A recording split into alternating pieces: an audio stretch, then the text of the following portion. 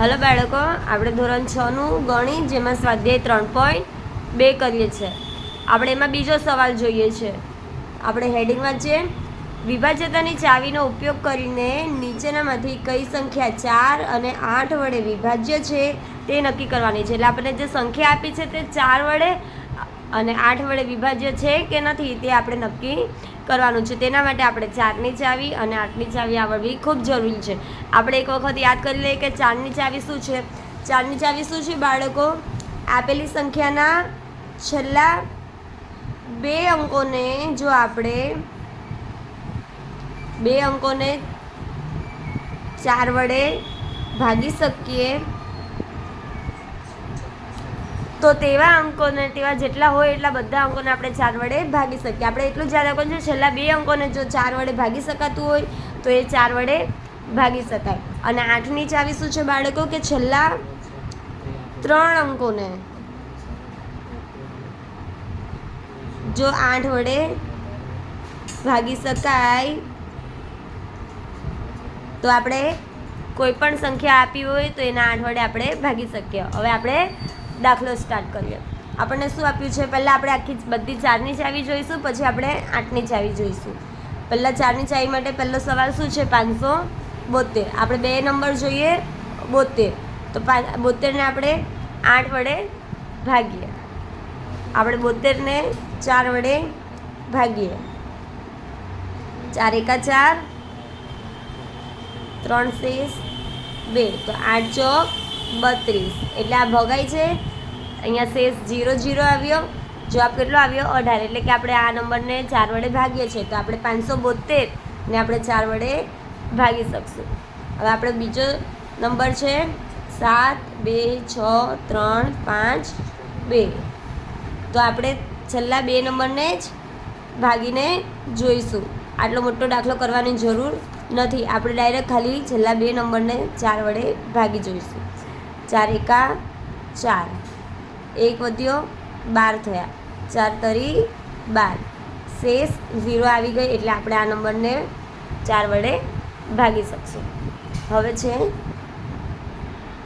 બાળકો અહીંયા જુઓ 0 0 છે એટલે આપણે કન્ફ્યુઝ થશું. તો આપણે શું કરશું? આખો નંબર લઈ લઈશું. 4 4 એકા 4, 1 વધ્યો, આ 5 અહીંયા નીચે, 4 તરી 12, 3 વધ્યા, 7 ચોક 28, 30માંથી 28 જાય તો 2 વધે અને 20, 4 પંચા 20. આ સંખ્યાને આપણે નિશેષ ભાગી શક્યા. એટલે આ આપણે 4 વડે ભાગી શક્યા.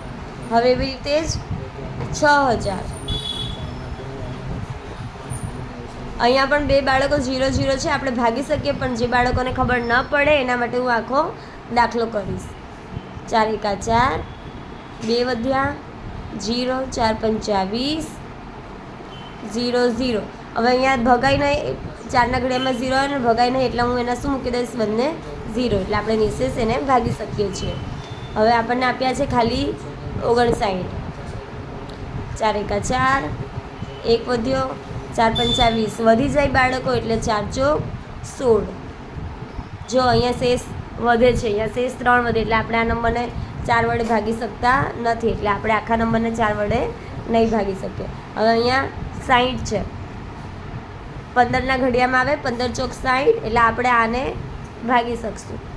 હવે અહીંયા 84 છે, 84ને પણ આપણે 4 વડે ભાગી શકીએ. 4 દુ 8 ને 4 એકા 21 ચોક 84 થાય. એટલે આપણે આ નંબરને ભાગી શકશું. હવે અહીંયા પણ આપણને છેલ્લા 2 નંબર આપેલા શું છે? 72. 72ને પણ આપણે 4 વડે ભાગી શકીએ. 18 ચોક 72 થાય. એટલે આપણે 72ને ભાગી શકીએ. એટલે અહીંયા આપણે આખા નંબરને આપણે 4 વડે ભાગી શકશું.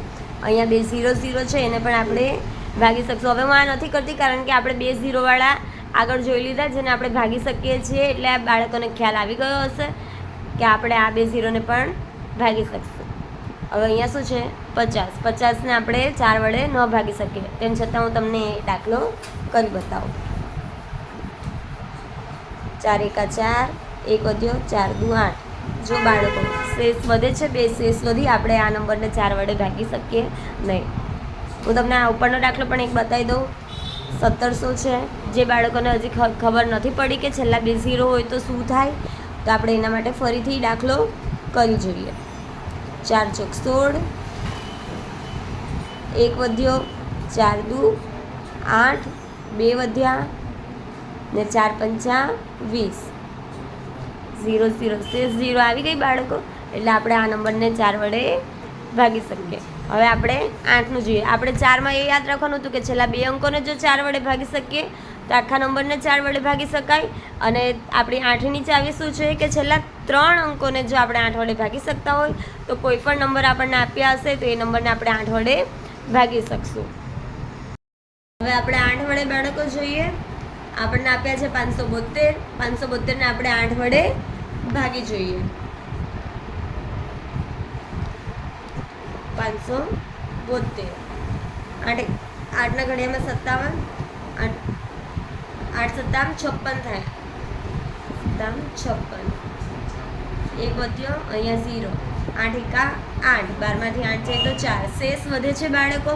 એટલે આપણે આ નંબરને ભાગી શકશું નહીં. તો શું આવશે અહીંયા ક્રોસમાં. હવે આપણે લખીએ 352. આપણે 3 નંબર છેલ્લા 3 નંબરને જોવાના છે તો 352 આપણે 8 વડે ભાગી શકીએ છીએ કે નહીં તે જોઈએ. 8 ચોક 32, 3 વધ્યા ને 8 ચોક 32. આપણે આ નંબરમાં શેષ 0 0 આવી ગઈ એટલે કે આપણે આ નંબરને 8 વડે ભાગી શકશું. હવે લઈએ 500.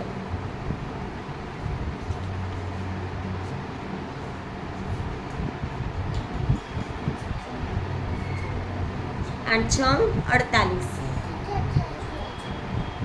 50માંથી 48 ગયા તો 2 0, 8 2 16, 4. અહીંયા શેષ વધે છે બાળકો એટલે આપણે આ નંબરને 8 વડે ભાગશું નહીં ભાગી શકાય. હવે લઈએ. અહીંયા આપણે બાળકો 3 0 આપ્યા છે. જુઓ, જે બાળકોને ખબર ન પડે તો આપણે શું કરશું, આખા નંબરને આપણે 8 વડે ભાગી જોઈશું. 8 6 48, 8 8 64, તો એ 8 64 વધી જાય તો 8 7 56 લઈશું. 60માંથી 56 ગયા તો 4, 8 પંચા 40, 0 0, અહીંયા આવશે 0, ભગાઈને એનું 0 એટલે કેટલા આવ્યા બાળકો 750. એટલે કે અહીંયા આપણે શેષ 0 આવી ગઈ એટલે કે આપણે આ નંબરને 8 વડે ભાગી શકશું. હવે લઈએ 159. 8 દુ 16 વધી જાય તો આપણે 8 એકા 8 લઈશું. 15માંથી 8 જાય તો 7, 8 9 72, 8 64 નાની પડે, 8 9 72 લઈશું. તો શેષ વધે છે બાળકો અહીંયા એટલે આપણે આ નંબરને 8 વડે ભાગી શકાય નહીં. એટલે સોરી ક્રોસમાં આવશે. હવે આપણે લઈએ 560. 560ને આપણે 8 વડે ભાગીને જોઈએ.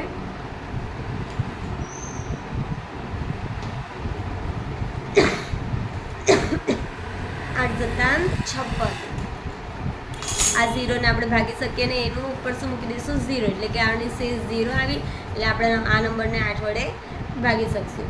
હવે અહીંયા શું છે 0 84.